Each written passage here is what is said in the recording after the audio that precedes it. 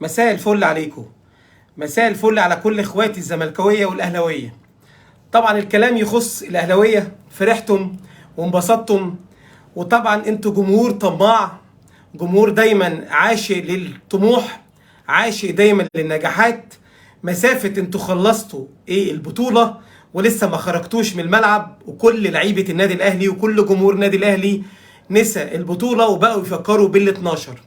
وهي دي سمات النادي الاهلي، هي دي سمات الفرق الناجحه اللي دايما بتدور على نجاح ثم نجاح ثم نجاح، ومش بيستكفوا ببطوله ولا اتنين ويقول لك الحمد لله وكفايه لحد كده ونبدا نفكر في اللي جاي. لكن قبل ما نتكلم في اللي انا عايز اتكلم فيه، لازم اوجه بالشكر لكل ناس محترمه اهلاويه بعتت قالت فيا كلمه حق. انا ما كنتش بجامل النادي الاهلي، لكن كنت بتكلم بانفعال، بحب، بتقدير لفرقه تعبت، لفرقه استحملت ضغوط عاليه جدا وكانت قد المسؤوليه وكانت قد رهان جمهورها عليها. لكن مفروض ان احنا نطلع بحاجات، وانا كزملكاوي وما بتكسفش ان احنا لازم نتعلم فيها. ولازم اداره النادي الزمالك تبطل مكابره، تبطل ان انت عندي، تبطل انك تكون كل تفكيرك بس انا صح ومش مشكله ان انا اتعلم من اللي قدامي.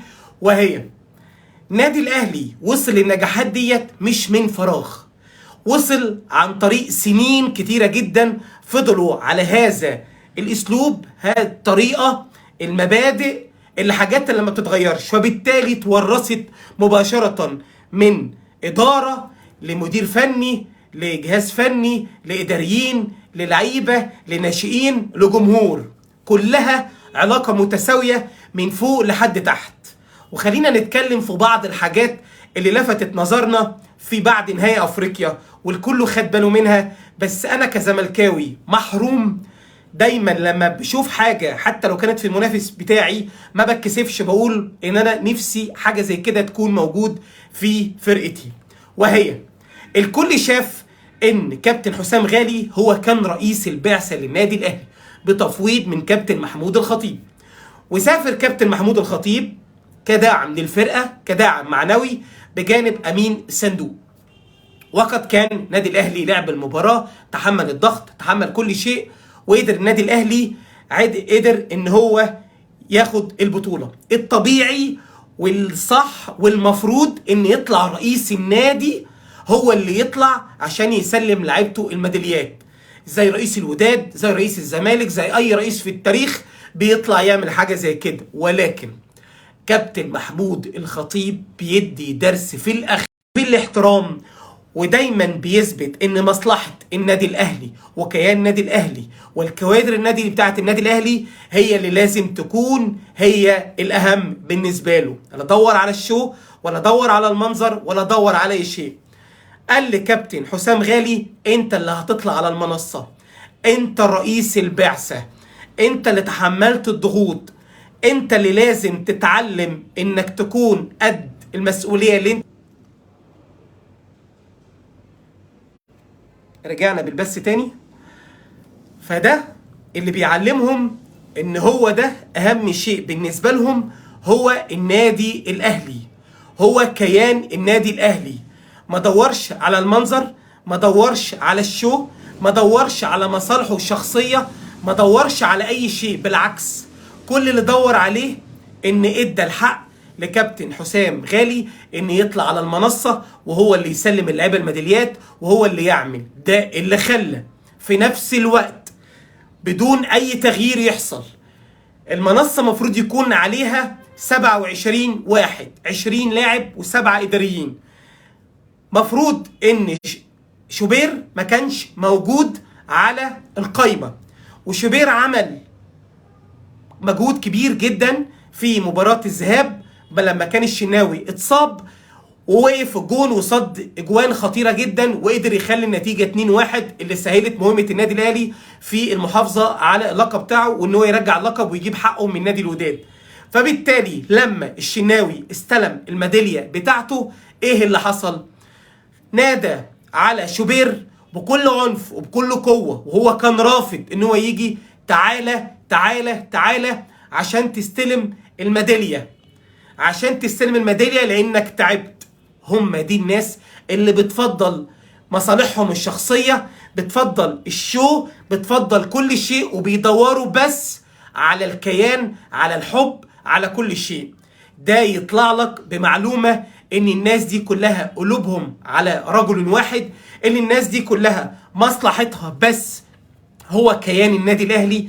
عشان كده ربك بيكرمهم، عشان كده هم بيوصلوا، عشان كده هم ناجحين، عشان كده دايما هم في مصاف الانديه المحترمه، عشان كده دايما هم طماعين في البطولات، عشان كده حتى لما بتحصل فيه اي مشكله عندهم محدش بيحس بيها، لان كل اللي همهم هو بس كيان النادي الاهلي. لا هي شعارات زايفه ولا هي كلام بيرددوه، لا بالعكس بيطبقوه على ارض الواقع بكل حب وبكل تقدير. عشان كده ربك كرمهم، وعشان كده هم ناجحين.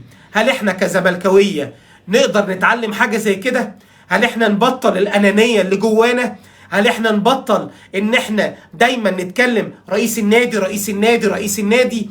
لو انت عملت مقارنه بين اللي حصل في النادي الاهلي واللي بيحصل في نادي الزمالك قسما بالله تزعل على حالك. رئيس النادي بتاعك بيغير من لاعيبته، رئيس النادي بتاعك بيغير من مدير الفني، رئيس النادي بتاعك بيغير من مدير التعاقدات، رئيس النادي بتاعك عنده نقص في كل شيء، عنده نقص. اما كانش انت تقول له انت رقم واحد وانت اللي عملت وانت اللي سويت واحنا من غيرك ولا نسوى واحنا واحنا واحنا واحنا، تاخد بالجزمة على دماغك وتطرد بره النادي ولا ليك وجود وما تلاقيش اي شيء. لو رجعتوا بالزمن احمد سليمان لما جاب التعاقدات طرده بره النادي وعمل عداوه بينه وبينه، قال لك انا اللي جبت الصفقات، مع انه كان كذاب وكان احمد سليمان هو اللي جاب كل صفقات، ومع ذلك طردوا بره النادي. جروس لما خد بطوله افريقيا طردوا بره النادي، فريرا لما عمل طردوا بره النادي. كل حاجه في غل في كل شيء. حتى لما بيلاقي لعيب بيبقى متفوق ولعيب صيته علب ولعيب النهارده بقى موجود على الساحه وبقى كل الجمهور بيتكلم بيه والجمهور بينادي على اسمه، والجمهور بينادي على اسمه في المدرجات، بيغير رئيس النادي وبيطلع بيتكلم نفس شغل الستات، ما بيدوروش على اسمي غير في الخسائر وفي المكاسب. حصل كده. عندك حق احمد الاحمر، اخر حاجه برضو اللي حصلت بيني وبينه ده يثبت لك قد ايه واحد بيدور على مصالحه الشخصيه وقد ايه واحد بيدور على كيان، على الاسم. فبالتالي دايما النجاح للي بيدور على الناس وبيدور على وبينسب كل نجاحاته للي قدامه وبينسى نفسه. عشان كده نادي الاهلي ناجح. هل انا في الوقت الحالي دلوقتي بقول لك حاجات مش حقائق؟ هل انا بطبل للنادي الاهلي؟ هل انا بجامل النادي الاهلي؟ هل الكلام دوت فيه كذب؟ لا طبعا، وعمره ما يكون لا. لكن كالعاده مش هيبقى على هوا الزملكاويه ولا هوا الناس الحقوده ولا هوا الناس اللي بغل ولا هوا الناس اللي بتفكر دايما ان احنا بنستخدم السوشيال ميديا او بنعرف الناس اللي بتسمعنا يمكن يغيروا الفكر بتاعهم، يمكن يغيروا الحقد اللي جواهم. لكن ارجع، الناس دي مش وليد الصدفه النجاح بتاعهم، لا الناس دي تعبت، الناس دي اسست مبادئ، الناس دي عندها كيانات. عشان كده هم ناجحين. حتى النهايه قفلوا البطوله. تفكيرهم النهارده في السوبر الافريقي يوم 13 اغسطس في السعوديه، هيقفلوا الصفحه وياخدوا الدوري وبعد كده الكاس وبعد كده الدوري السنه الجايه، دوري ابطال افريقيا السنه الجايه، وهكذا وهكذا، لانهم طماعين في النجاح وعندهم مقومات النجاح دايما. عشان كده هم رقم واحد في افريقيا ومصر. ده موضوع كنت حابب ان انا اتكلم فيه، لكن استنيت طبعا الناس الاهلاويه تفرح، لكن في حاجات صغيره وتفاصيل بسيطه هي اللي قايمه عليها كل شيء. يا رب اداره نادي الزمالك تبطل مكابره وتبطل عند وتفكر الناس دي ناجحه ليه، الناس دي العالم كله بيتكلم عليها ليه، الناس دي فرق كبيره جدا بتبارك لهم، دايما اسمهم بقى معروف وسط مصاف الفرق الكبيره. عشان كده الناس دي ناجحه ناجحه ناجحه، واحنا للاسف البعيد ما عندوش دم، ما بيحسش وما عندوش اي شيء، كله بيدور عليه هو المصلحه لا اكتر ولا اقل. ده موضوع كنت حابب اتكلم فيه. تاني موضوع كنت حابب اتكلم فيه وهو موضوع المشجع الزملكاوي الاهلاوي الياباني، سموه زي ما عايزين تسموه. الراجل ده راجل وصل المطار مع النادي الاهلي وعامل النادي الاهلي بقمه قله الادب، وانا طلعت بفيديو واتكلمت فيه وانتقدته وقلت كل الكلام ومش عيد نفس الكلام تاني.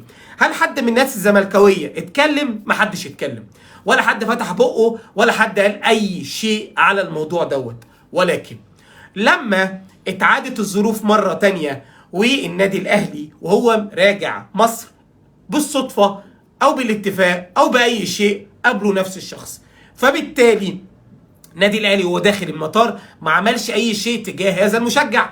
لما قابله مره تانية طبيعي كغريزه بشريه عندنا، شفت واحد كان بيغيظني وكان بيعملني وانا رحت وسكت في اول مره، وكنت هثبت له ان انا جاي عشان اكسب البطوله وان انا مش هبص للحاجات الصغيره اللي انت بتعملها. فبالتالي كان عندي ضغط، فبالتالي رحت ورقصت قدامه واتكلمت قدامه واستفزيته وعملت حاجات زي ما انتوا عايزين تسموها.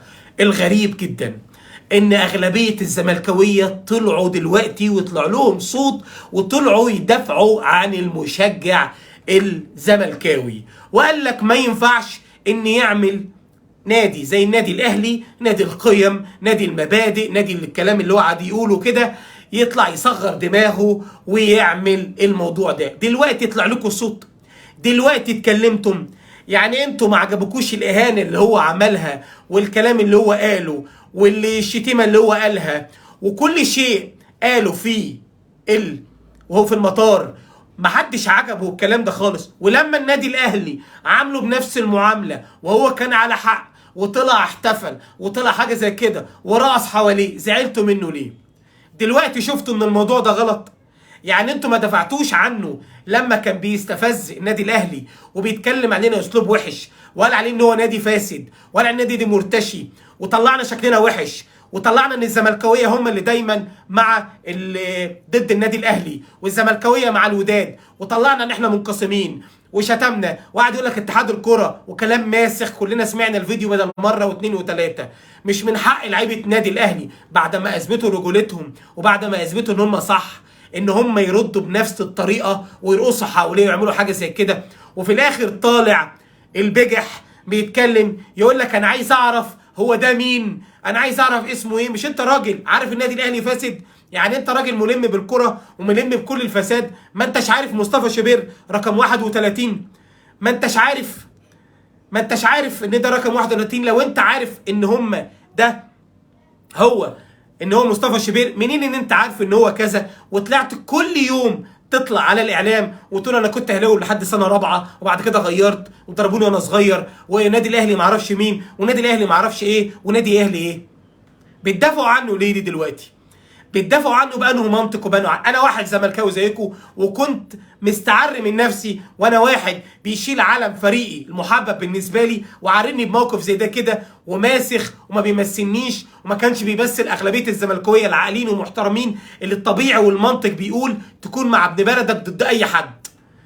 فبالتالي النهارده كزملكاوي بتدافعوا عنه، انتوا لا عندكم منطق ولا عندكم ادب ولا عندكم احترام ولا عندكم اي شيء واي مقياس يثبت لك انك تتناقش معاه وانت انسان سوي. من حق لعيبه النادي الاهلي انها تستفزه، من حق لعيبه النادي الاهلي انها ترقص حواليه، ومن حق انها تعمل حاجه زي كده كتعويض عادل عن الاستفزاز والتشهير بيهم وفضحتهم وهم داخلين من المطار ان مشجع زملكاوي من قلب مصر جاي بيتهم النادي الاهلي بالفساد وان هو ما بتدوروش على كده، لكن دورتوا لما النادي الاهلي دافع بس عن حقه ولا حاجه زي كده وطلع هو بكلام ماسخ. يا خطيب فين نادي المبادئ؟ فين مش عارف مين؟ فين كلام كله ماسخ يدل ان العقليه الزملكاويه الهاويه اللي طبعا مش كل نادي الزمالك كده، في الزملكاويه كتير ناس عاقلين وكتير ناس محترمين وكتير ناس بتفهم وعندها عقل وعندها ذره تعرف تفرق ما بين الصح وما بين الغلط. يا ريت تفوقهم، يا ريت عشان حال نادينا يتعدل، يا ريت عشان رئيس النادي بتاعنا يفوق لما يلاقينا ان احنا انسان وناس سويه، ناس عندها عقل، ناس بتعترف بالحق، ناس ما بتطبلش، ناس كل همها الكيان، ناس ما بتدورش على اشخاص، ناس ما بتدورش على لعيبه، بالعكس بيدوروا على كيان، مصلحتهم الكيان لا مصلحتهم افراد ولا مصلحتهم اشخاص. لو نادي الزمالك ناديه قدر يعمل بالكلام ده وما كبرش وما اتعلمش. اكيد نادي وصل من بطولتين ل 11 بطوله على مدار السنين اللي فاتت عمل كده، ونادي بقاله 21 سنه من اخر مره كنت انا في الملعب يوم ماتش الرجاء المغربي، يوم ما اجتمع عبد الحميد جاب جون في الدقيقه الاخيره ومش عارفين نشوف الكاس. وصل بينا الحال ان احنا حتى كمان مش هنصعد السنه الجايه للبطوله دي كمان. عايز اكتر من كده. فشل عشان تفوق وتصحى وتتعلم من الادارات الناجحه، حتى لو انت شايفها من وجهه نظرك ان هي فاسده. لا بالعكس، يا ريتنا نكون فاسدين بس بنفس النجاح، بنفس العقليه، بنفس تفضيل مصلحه الكيان عن مصالحك الشخصيه.